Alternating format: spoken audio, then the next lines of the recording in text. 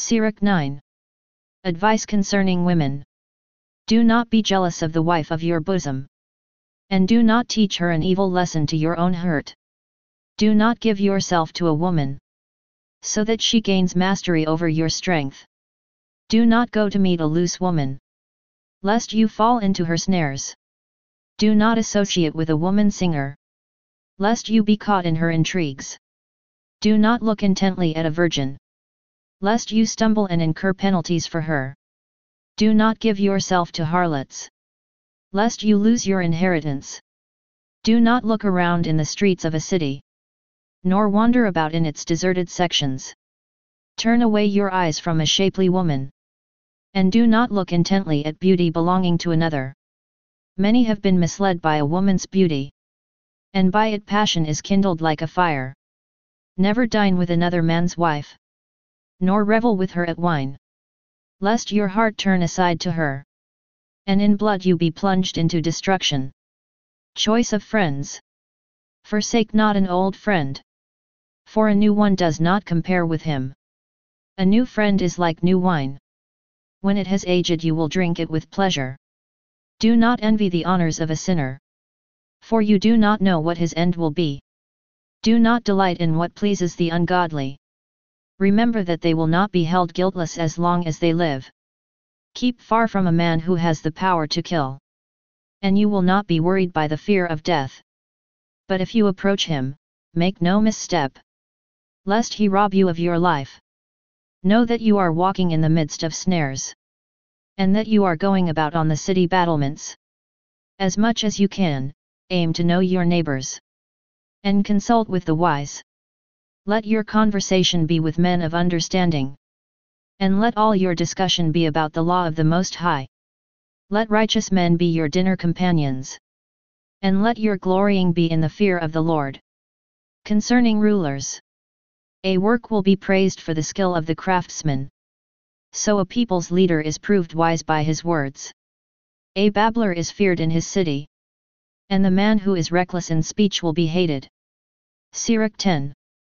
A wise magistrate will educate his people, and the rule of an understanding man will be well ordered. Like the magistrate of the people, so are his officials. And like the ruler of the city, so are all its inhabitants. An undisciplined king will ruin his people, but a city will grow through the understanding of its rulers. The government of the earth is in the hands of the Lord, and over it he will raise up the right man for the time. The success of a man is in the hands of the Lord, and he confers his honor upon the person of the scribe. The sin of pride. Do not be angry with your neighbor for any injury, and do not attempt anything by acts of insolence. Arrogance is hateful before the Lord and before men, and injustice is outrageous to both. Sovereignty passes from nation to nation, on account of injustice and insolence and wealth. How can he who is dust and ashes be proud? For even in life his bowels decay. A long illness baffles the physician. The king of today will die tomorrow.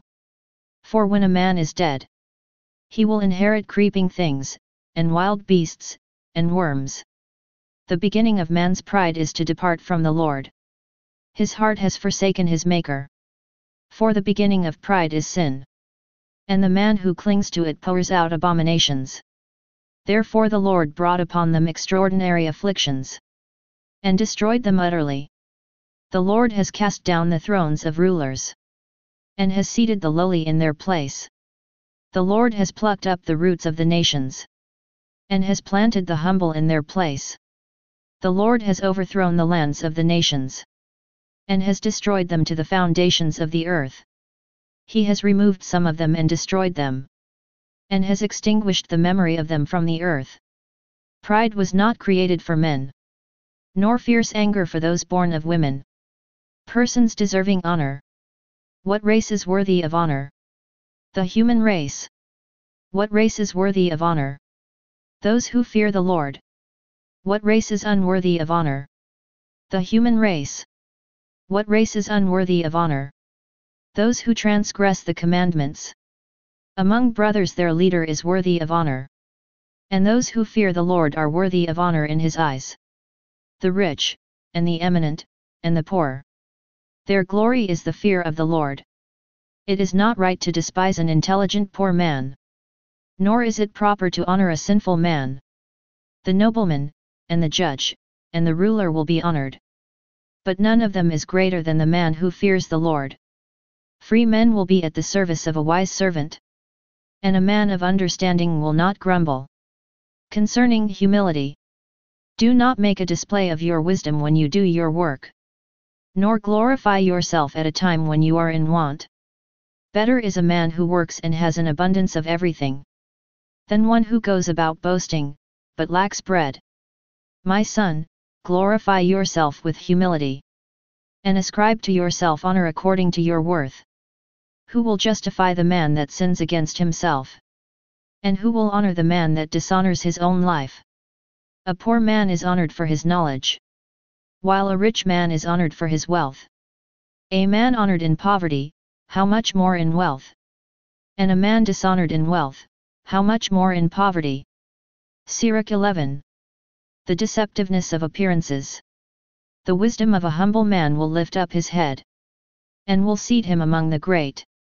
Do not praise a man for his good looks, nor loathe a man because of his appearance.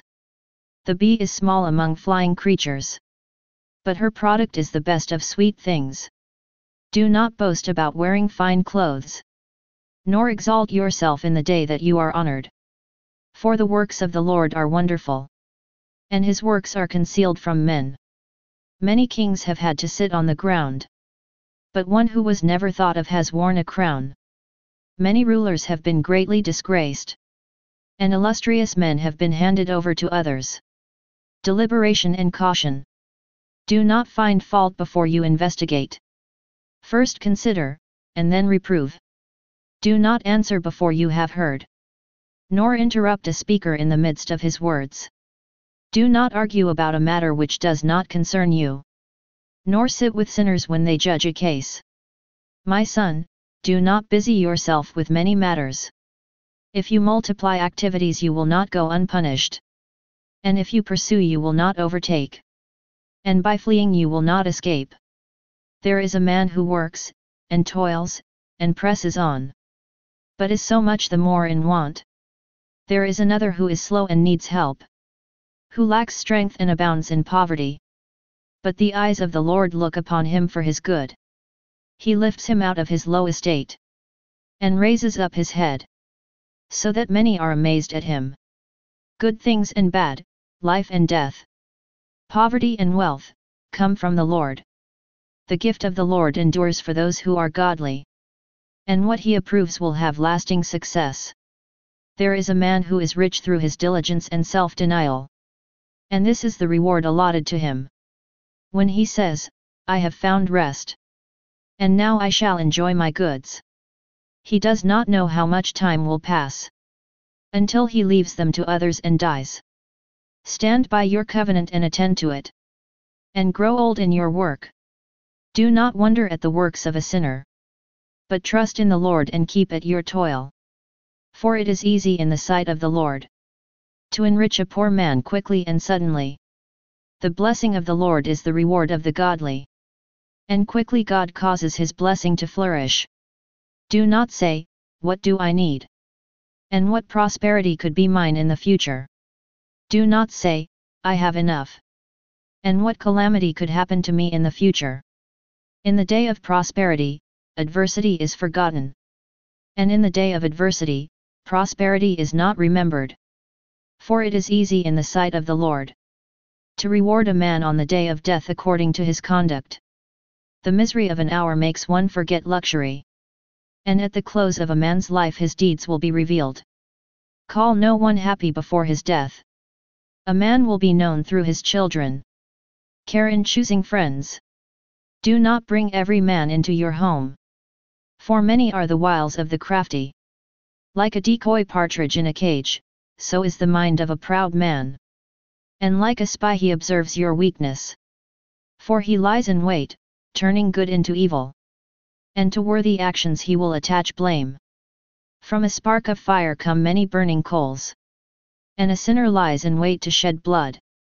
Beware of a scoundrel, for he devises evil. lest he give you a lasting blemish.